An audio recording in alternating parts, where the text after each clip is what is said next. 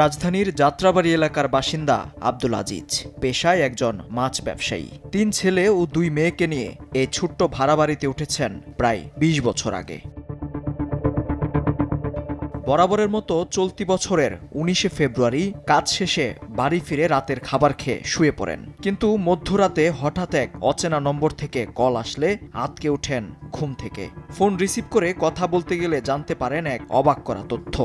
রাত্র পরে 2:02 কি বাড়িটা ঠিক টাইম দেখি নেই, ওই টাইমে একটা ফোন আসছে। ফোন দেখে কে দিছে, আমার ছেলের বউ, শাওনের বউ ফোন দিয়ে বলে, আব্বু তাড়াতাড়ি আসেন, কোন জায়গায়, বউবাজার সামনে, কি হয়েছে, আপনার ছেলে একদম মাইরা বলেছে। ছেলের এমন সংবাদ শুনে তাৎক্ষণিকভাবে ঘটনাস্থলে ছুটে যান বাবা আব্দুল আজিজ। এদিকে নাইট গার্ডের দায়িত্বে থাকা আলাউদ্দিন মিয়াও চিৎকারের শব্দ পেয়ে দৌড়ে এসে দেখতে পান রক্তাক্ত অবস্থায় পড়ে আছে শাওনের নিথর দেহ। জাতীয় জরুরি সেবা 999-এ কল দিয়ে সহায়তা চান পুলিশের কাছে। চিল্লা বলা শুনতে পাই, আমি দৌড় দিয়ে আসছি, আয়া দেখছি সেখানে কেউ নাই, লাশটা ওই জায়গায় পড়ে রয়েছে, এই জায়গায় না, ওই জায়গায় পড়ে রয়েছে। তখন আমি দেখতেছি হাতে একটা মোবাইল বাজতেছে, উপরে হয়ে রয়েছে, লাশটা রক্ত পড়তেছে, গড় রক্ত পড়তেছে। তখন আমার হাত পা কাঁপা স্টার্ট করে দিছে। এই মুহূর্তে শামপুর থানার একটা গাড়ি আসছে, পুলিশের গাড়ি। তখন তারা সালাম দিলাম, আমি স্যার ওখানে কে কাহার একটা লাশ মেরে, ঠিক আছে আপনারা একটু এসে দেখেন, নাই থানায় একটু ফোন দেন। তো ওটা আমাদের আইতে না। তো আমি অবাক হয়ে গেলাম যে পুলিশ প্রশাসন আমাদের আইতে না, এটা কী বললো বলে আর ফোনও দিল না, চলে গেল। তখন আমারে 309-এ আমি ফোন দিলাম।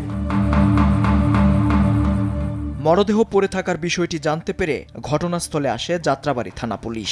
ময়নাতদন্তের জন্য শাওনের মরদেহ নিয়ে যাওয়া হয় ঢাকা মেডিকেল কলেজ হাসপাতালের মর্গে। শুরু হয় প্রাথমিকভাবে মৃত্যুর কারণ শনাক্তের কাজ।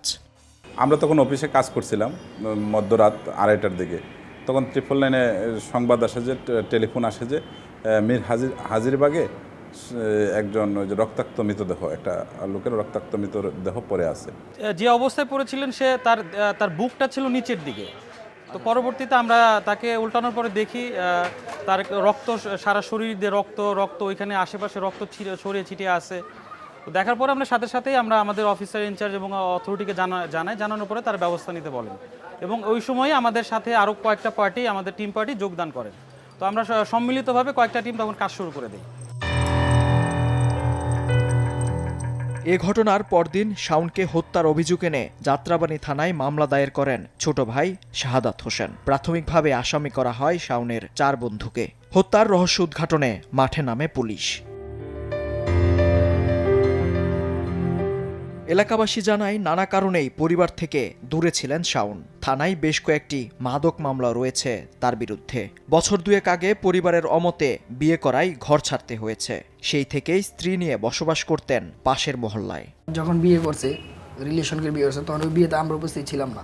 ওর ফ্রেন্ড ওরা সবাই মিলে বিয়েটা দিছে। ওই যে কি জানি বাইরেছে, ওটা খাইতো, ওইতে ধরাইতো বন্ধুরা। হিরোইন বাবা মানে বাবা খেতো? হ্যাঁ, বাবাই খাইতো।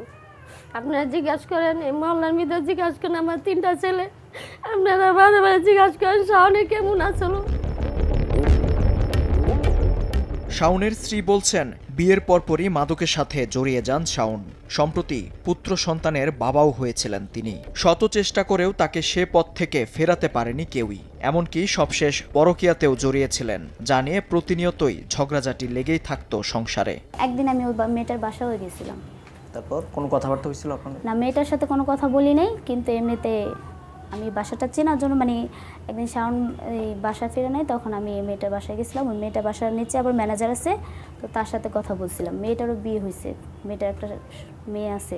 এই বন্ধুবান্ধবের সাথে রাস্তাঘাটে এখানে ওখানে খাইতে বসতো, তখন আর কি ধরলে ওরে থানায় নিয়ে কয়েকবার, আমি 2বার গেছি, তো কয়েকবার আবার যাইনি, ওর বন্ধুরাই ছাড়াই আনছি। সব মেনে নিলেন? স্যার মেনে নিছে, কারণ আমরা একা বিয়ে করছি, কারণ বাবা মার কাছে তো বলতে পারবো না, আর ওর কাছে আমার বাবা মা দিতে চায়নি, কারণ ও বিয়ের আগে কাজকর্ম করতো না। কোনো বাবা মাই একজন অকর্ম ছেলের কাছে বিয়ে দেয় না, এই কারণে আর কি কারোর সাথে কিছু বলতাম না। যখন বাবা মার কাছে বলতাম বা শ্বশুরবাড়ির কাছে বলতাম, তখন তারা বলতো যে একাই তো বিয়ে বইছো, তাহলে এখন কেন আমাদের বলতেছে।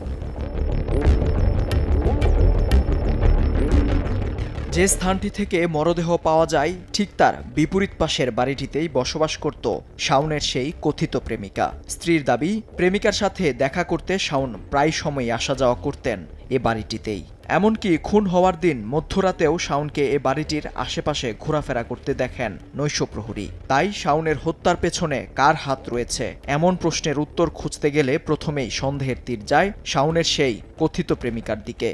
2:15 আমি দেখে গেছি এই ছেলেটা ওই মোবাইলে মেন রোডে কথা বলতেছে, 5টার দিক তাকিয়ে কথা বলতেছে। উনি বলে ওখানে প্রেম করে একটা মেয়ের সাথে বলে, আমি ওইখান থেকে চক্কর দিয়ে চলে গেছি। স্যার আমি প্রথম সন্দেহ ওই মেয়েটাকে করছিলাম। কেন ওই মেয়েটাকে? কারণ স্যার ওই মেয়েটার সাথে ওর কথা হয়েছিল যেদিন ও মারা গেছে শাওন, তখন ওই দিনেও মেয়েটা যেখানে মারা গেছে ওইখানে মেয়েটার বাসা। আচ্ছা, ওইখানে মেয়েটার বাসা, তো ওর সাথে তখন ও কথা হয়েছে। কি কথা হয়েছিল? স্যার এটা SMS ওদের সাথে কথা হয়েছে, কি কথা হয়েছে সেটা আমি বলতে পারবো না। শাওনের সেই কথিত প্রেমিকাকে ঘিরে সন্দেহের দানা বাঁধে পুলিশের মনেও। সেই প্রেমিকাই কি গোপন সম্পর্কটিকে ধামাচাপা দিতে শাওনকে হত্যা করেছে, নাকি এর পেছনে লুকিয়ে আছে অন্য কোনো রহস্য? মৃতের যে আত্মীয় স্বজন, শাওনের মা বাবা ভাই বোন যারা আসছে এবং প্রতিবেশী যারা আসছে, সবাই একটা ইঙ্গিত দিয়েছে যে শাওন একজনের সাথে সম্পর্ক ছিল। সেই সম্পর্ক যার সাথে ছিল ওই মেয়ের প্রতি প্রত্যেকের ইঙ্গিত ছিল।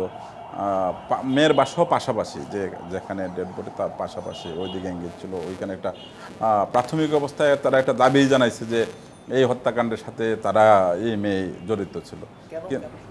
ওই যে সম্পর্কের বিষয়টা ছিল। শাওনের পরকীয়ার বিষয়টিকে সামনে রেখে রহস্যের জট খোলার চেষ্টা করলেও প্রেমিকার জড়িত থাকার কোনো প্রমাণ পায়নি আইনশৃঙ্খলা বাহিনী। তাই চলে নতুন কোনো সূত্রের সন্ধান। শাওনের স্ত্রী জানান, সেদিন রাতে কাজ শেষে ঘরে ফিরে আসলেও জরুরি কাজের কথা বলে হঠাৎ বেরিয়ে যান শাওন। বাড়ি ফিরতে দেরি হওয়ায় বারবার ফোনে যোগাযোগের চেষ্টাও করেছিলেন, কিন্তু কোনো সাড়া মেলেনি। শাওনের এত রাতে বাইরে যাওয়ার বিষয়টি সন্দেহ হয় পুলিশেরও। তাই শাওনের গতিবিধি দেখতেই ঘটনাস্থলের আশেপাশে কোনো সিসিটিভি ক্যামেরা আছে কিনা তা খুঁজতে থাকে পুলিশ। সৌভাগ্যক্রমে বেশ কয়েকটি সিসিটিভি ক্যামেরা খুঁজে পান তারা। আমরা ওই যে সিসি ফুটেজগুলো সংগ্রহ করি, সিসি ফুটেজগুলো সংগ্রহ করে আমাদের যে নিয়োজিত গুপ্তচর, তারপর পাড়া প্রতিবেশী যারা উপস্থিত লোকজন, বিভিন্ন লোকজনের কাছ থেকে যে জায়গাতে হত্যাকাণ্ডটা সংঘটিত হয়েছে আমরা সেই জায়গার একটা ফুটেজ আমরা পাই। সিসিটিভি ফুটেজ বিশ্লেষণ করতে গিয়েই পুলিশের হাতে আসে শাওনের বেশ কয়েকটি অবাক করা তথ্য। এর মধ্যে সবশেষ ফুটেজ থেকেই খুলে যায় রহস্যের জট। সিসিটিভির সেই সবশেষ ফুটেজ এসেছে সময়ের অসঙ্গতির কাছেও। আমরা এখানে একটা ফুটেজ আপনি দেখতে পাচ্ছেন, আমার পিছনে একটা ফুটেজ আছে। মূলত এই ফুটেজটা দেখেই আমরা শনাক্ত করি যে কারা ছিল ওই সময়টাতে। ফুটেজে আমরা দেখতে পাই যে 2জন ব্যক্তি ছিলেন এই কিলিং মিশনটাতে, 2জন ব্যক্তি ছিলেন। তো আমরা ওই সময়টাতে একজন ছুরিকাঘাত করেন, আরেকজন হচ্ছে আশেপাশে পাহারা দিচ্ছিলেন। সিসিটিভি ফুটেজে হত্যার ঘটনা পুরোপুরি রেকর্ড হলেও এবার বাধা হয়ে আসে হত্যাকারীর পরিচয় চিহ্নিত করা। কেননা ঘটনাটি মধ্যরাতে ঘটায় পুরোপুরিভাবে শনাক্ত করা যাচ্ছিল না অপরাধীকে। তবে বোঝা যাচ্ছিল হত্যাকাণ্ডের সাথে সরাসরি 2জন জড়িত থাকলেও পরোক্ষভাবে জড়িত রয়েছেন আরও 2জন। ওই ফুটেজটাতে দেখা গেছে একটা ছেলে তাকে করতেছে, স্টেপ করছে, আরেকজন ছেলে দাঁড়ায় রয়েছে। যদিও এটা রাত্রি ঘটনার কারণে স্পষ্ট ছিল না, কিন্তু আমরা মোটামুটি প্রায় 95% নিশ্চিত হয়ে গেছি যে এই হত্যাকাণ্ডটা কারা কারা ঘটিয়েছে। পরবর্তীতে যাদের প্রতি আমাদের ডাউট হয়, যাদের প্রতি আমাদের সন্দেহ মোটামুটি নিশ্চিতের দিকে চলে যায়, তখন আমরা আভিযানিক কাজে, অপারেশনাল কাজে নিয়োজিত হই। আমার 3-4টা টিম একসাথে বিভিন্ন জায়গায় অপারেশনাল কাজ শুরু করি। অপরাধীদের শনাক্ত করার পরই আসামি গ্রেফতার করতে মাঠে নামে পুলিশ। আসামিদের খুঁজতে গেলে এবার জানা যায় শাওনকে হত্যার পরপর সকলেই রয়েছেন আত্মগোপনে। তবে পুলিশ জানতে পারে আত্মগোপনে থাকলেও প্রেমিকাদের সাথে যোগাযোগ রয়েছে তাদের। তাই আসামিদের ধরতে নেওয়া হয় প্রেমিকার সাহায্য। আর সেই ফাঁদে পা দিয়েই গ্রেফতার হন প্রধান 2 আসামি রজব ও নাবিল। তারা কক্সবাজারের যে এলাকাটাতে অবস্থান করতেছিল বলে আমরা প্রাথমিকভাবে জানতে পারছি, একটু দুর্গম এলাকা। সেই এলাকায় যে অপারেশন করে নিয়ে আসাটা একটু রিস্কি হয়ে যেত আমাদের জন্য। তার চেয়ে বেটার আমরা ফিল করছি যে আমরা যদি তাকে কোনো টেকনিক ইউজ করে ডাকার এই দিকে নিয়ে আসতে পারি আমাদের জন্য বিষয়টা সেফ হয়। যে কক্সবাজারে ছিল তার কথিত গার্লফ্রেন্ড ছিল, তার মাধ্যমে আমরা তার সাথে কথা বলিয়ে তাকে একটা বুদ্ধি দিয়ে দেই যে এইভাবে তুমি কথা বললে সে হয়তো তোমার কথা শুনে কনভিন্সড হয়ে সে ঢাকায় আসবে। আমরা একটা পর্যায়ে বুঝতে পারি যে কক্সবাজারে যে আছে অবস্থান, সে চাচ্ছিল তার গার্লফ্রেন্ড ওইখানে চলে যাক, বাট আমরা এখান থেকে গার্লফ্রেন্ডকে কবজায় নিয়ে তার মাধ্যমে কথা বলাচ্ছিলাম যেন তার গার্লফ্রেন্ড তাকে এখানে নিয়ে আসে। এমনভাবেই বলাইতে হয়েছে যেন সে বিশ্বাস করে না আমার গার্লফ্রেন্ড আমাকে ফাঁসাবে না, ধরাবে না। ওর যে কথিত প্রেমিক যার সাথে ও কথাবার্তা বলছিল, ও আমাদেরকে জানাচ্ছিল, সেই প্রেমিকই বলে দিয়েছিল যে ওরা কোন দিক দিয়েও আসবে। তো সেইভাবে আমরা অবস্থান নেই। ওই রাস্তার পাশে একটা কষায়ের দোকান ছিল, তো ওইখানে আমি এবং আমার এএসআই সহ আমরা ওইখানে কষায়ের রূপে আমরা ওইখানে থাকি। তো যখন ও আসে আমরা বুঝতে পারি, তখন জাস্ট একটা সিএনজি থামে আমাদের ঠিক ওই জায়গাটার ভিতরে। সিএনজি থেকে ও নামার পরে আমরা একদম নিশ্চিত হয়েই ওকে ধরি যে হ্যাঁ ওই নাবিল। পালানোর কোনো চেষ্টা করেনি? ও পালানোর চেষ্টা করেছিল, কিন্তু সেই সুযোগ আমরা দেইনি। আমরা চারদিক থেকে ঘিরে ফেলছিলাম ওকে, আমরা সুযোগ দেইনি, আমরা সাথে সাথে আমরা কাস্টাডিতে নিয়ে নিছি। গ্রেফতারের পর প্রধান দুই আসামি জিজ্ঞাসাবাদে জানান, ঘটনার বেশ কয়েকদিন পূর্বে এলাকায় মাদক নিয়ে আধিপত্য বিস্তারকে কেন্দ্র করে রজব মিয়ার সাথে ঝগড়ায় জড়ান শাওন ও তার বন্ধু শুভ। সে ঘটনায় শাওন ও তার বন্ধু শুভ মারধর করেন প্রধান আসামি রজবকে। এই ঘটনার পর শুভ রজবের সাথে মীমাংসা করে ফেললেও শাওন ছিল ধরাছোঁয়ার বাইরে। তাই সেই ক্ষোভ থেকেই রাতে একা পেয়ে শাওনকে ছুরিকাঘাত করে হত্যা করে রজব।